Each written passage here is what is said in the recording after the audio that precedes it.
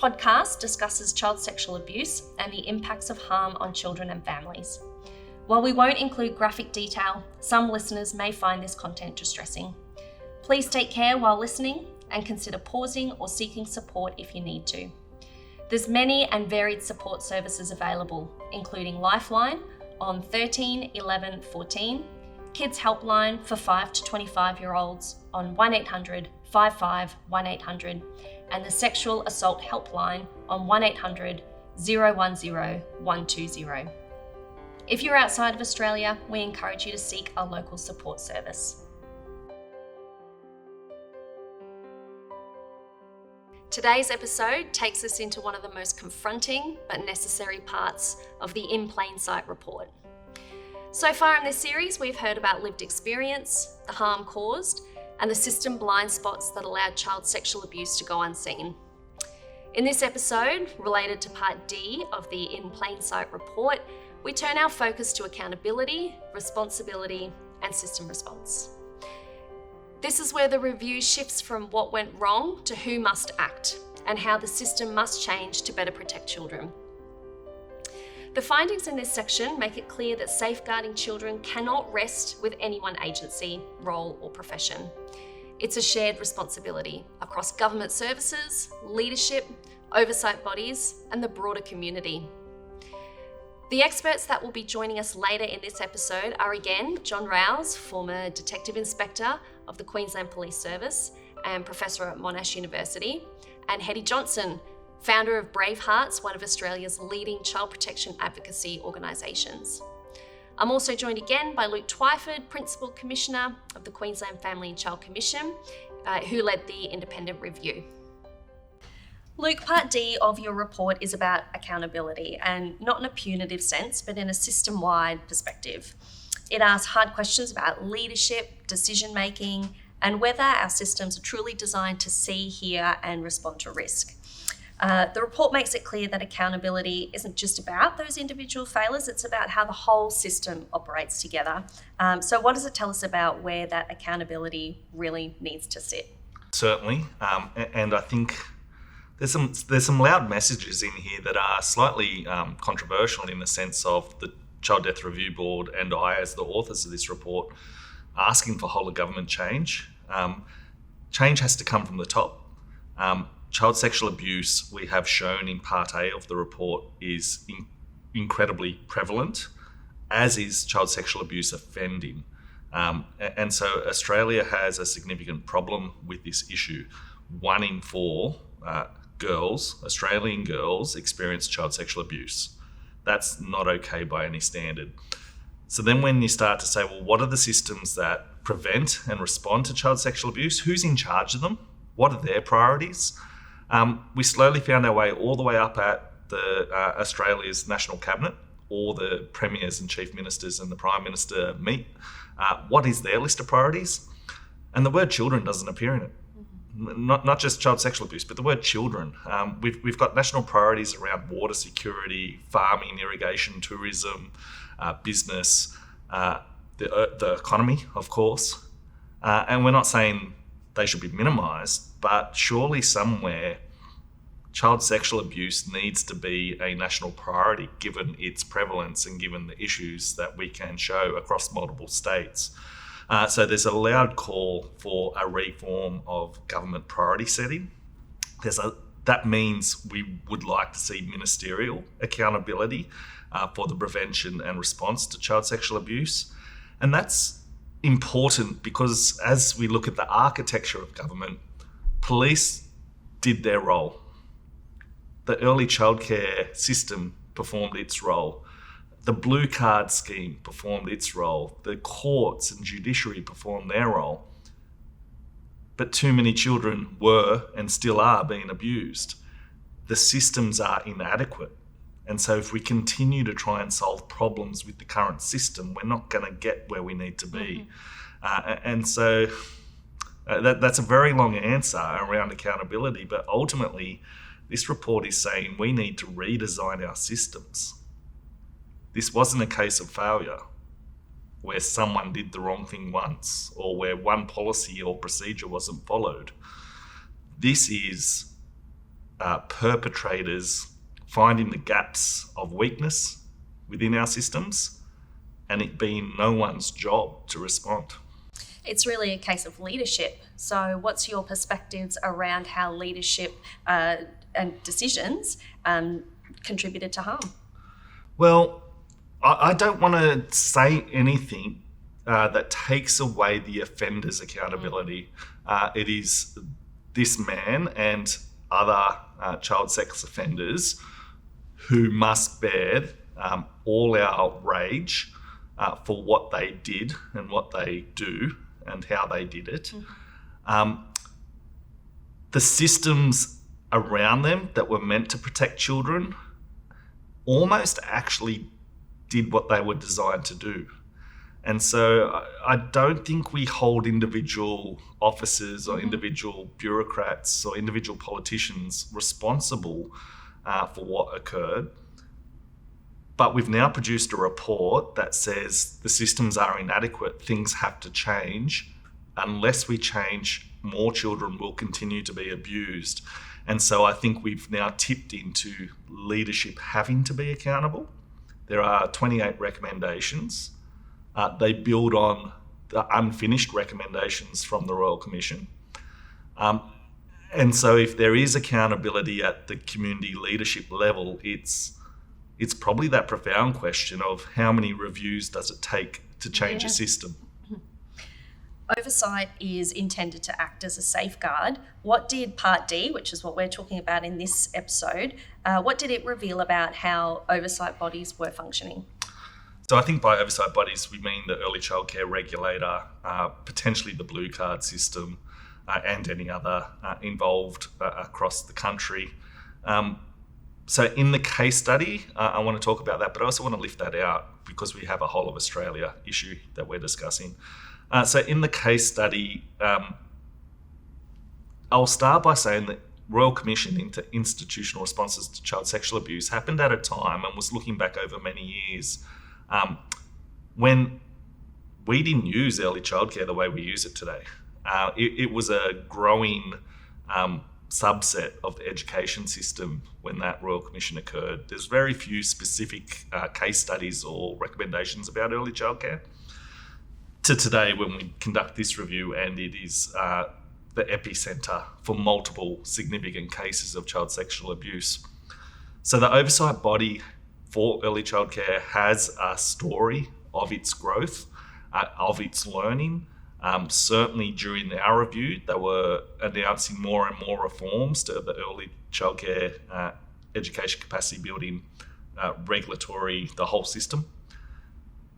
I think what it learned as a part of this review and that process is that its quality ratings, this sense of parents can go and look up what is a good centre and what's one that needs to improve, didn't prioritise the safety of children sufficiently.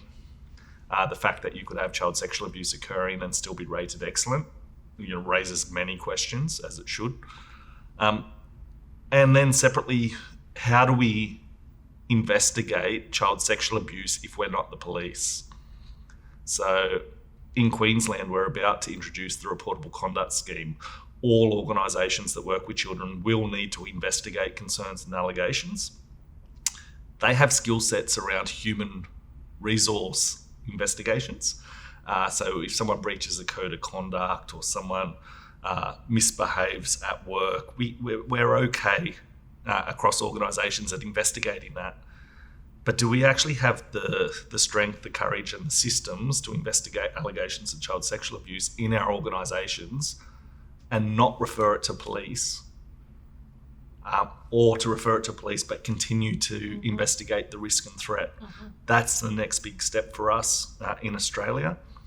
Not only finding the courage to speak up and say, I have a concern, but then saying, well, whose job is it to investigate? So that's the front door of concern. Sorry, I'm giving a very long answer. The other end is the oversight bodies didn't, in many cases, record the outcomes effectively and seek the outcomes from other people. Blue Card did not know the outcomes of police investigations. ECRA, the Early Childcare Regulatory Authority, didn't know the didn't provide their outcomes to the blue card or police. And so you have a triangulation of missing information. So it's at both ends. Let's do investigations more consistently and strongly, and let's share the outcomes more broadly. The terms of reference for this review asked you to look at how the blue card system, police system, and the early education and care systems operated. I think you've really articulated it there that individually they operated as intended, but what your report found was that they weren't necessarily working together to proactively protect children. Is that a fair assessment? I think it is, but I'd even caution that asking them to work together is not going to be sufficient. Asking them to work together is the bare minimum. What we actually need is one of them or a new body to start proactively looking for risk. We're collecting enough information in the oversight body, in blue card and in police. The jigsaw puzzle piece we've spoken about earlier. Someone has to have the job of building the jigsaw puzzle because all these pieces are painted a picture. Asking them to work together, well, they'll get better at looking at each jigsaw puzzle piece, but the whole picture is still the missing part. And that lifts this question and this review into a broader hemisphere. We did look at the early childcare sector because of this case. We looked at blue card and we looked at police. And as I've said and will continue to say, the offenders will move. People that are seeking to harm our children was explained to me by an expert as like water moving across the landscape. They are motivated to gain easy access to children. They don't necessarily want to work in a particular field. And as soon as we dam up one area, as soon as we build protections in one area, the water flows somewhere else. We can't just strengthen the early childcare sector, and we need the blue card, police and reportable conduct schemes to be broadly applied across our community. So really looking at the findings of this review and applying them to sectors outside of the early education and care sector is absolutely pivotal to success. Absolutely. And all the lessons are there. It's the organisational culture should be the same no matter what child industry you're in. And the protections and the oversight need to be consistent. The report does address culture. How did institutional culture influence the system's response to child sexual abuse? Well, I think we saw it in a couple of ways. As I said at the start of this episode, it's about each system retreating back into their core function. When caseloads are high, when there's too much reporting, they've got a backlog of cases they need to get to, you naturally as an institution, an organisation, retreat back to do the bare minimum of what you're required to do. The risks to children are existing in the gaps. It's the child who said something that the regulator and the police have both said, well, that doesn't meet our threshold. And that risk continues and the threat continues. So it's building a culture focused on protection would mean that we're not just doing the bare minimum to get the casework done. We're not just filling out the form and logging it into the computer system. We're actually thinking about the human that's on that file and the possible threats that are present for them. And that requires a culture that doesn't always get the caseload done because it's cognizant to threats, it's cognizant to risks, and it requires actually a society that will empower government organisations to sometimes breach privacy in order to protect children, to sometimes collect information we don't want collected in order to protect children. And that's the great challenge for our political leaders into the future from this report, is how are they going to prioritise the safety of children, and how do they balance what will be some responses from for-profit organisations and interest groups that don't necessarily understand the ease with which people that prey on children are gaining access to children. Part D speaks about shared responsibility for the safety of children. Is this what you're talking about in practical terms? Absolutely. And there are two competing thoughts that I constantly try and balance. Everyone has to be responsible for the safety of children. that there is no doubt in my mind that most Australians, 99%, want all children to be safe. And if they saw a child being harmed, they'd do something to protect that child. It's in us as humans to protect children. So everyone has to be responsible. But when we share responsibility too far, we lose who's accountable. And so we need single point of accountability.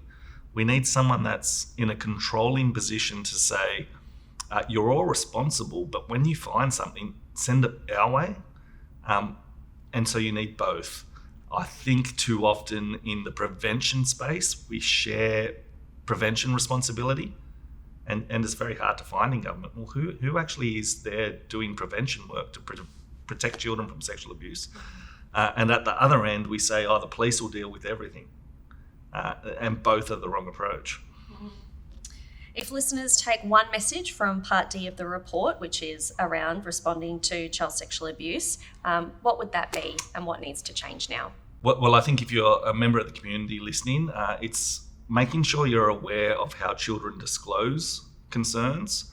I recently had some time overseas and saw a billboard there, which I just absolutely loved and want to talk about. It was a picture of a child on a motorway, a billboard, and it said, if something feels strange, tell someone. And I just thought that is the neatest description of how to do prevention education for children that I've ever seen. If something feels strange, tell someone. And so for the adults in our community, I want them to know, well, if a child speaks up and says, that man makes me feel strange, or something odd happened today, or I don't want to go back to that place, there's your first sign of a possible disclosure. I don't think we teach or train adults in our community what the next step is. And secondly, if you're in an organisation, an institution or a leadership role, I want you to bring that type of messaging into your policies, procedures, training, orientation, your organisational culture. It's in order to respond to child sexual abuse, we have to see it. It is in plain sight, but we're not seeing it. We'll leave our listeners with that thought. It's a profound one, and I think it's a really powerful call to action. Thanks for your time. Thank you, Kirsty.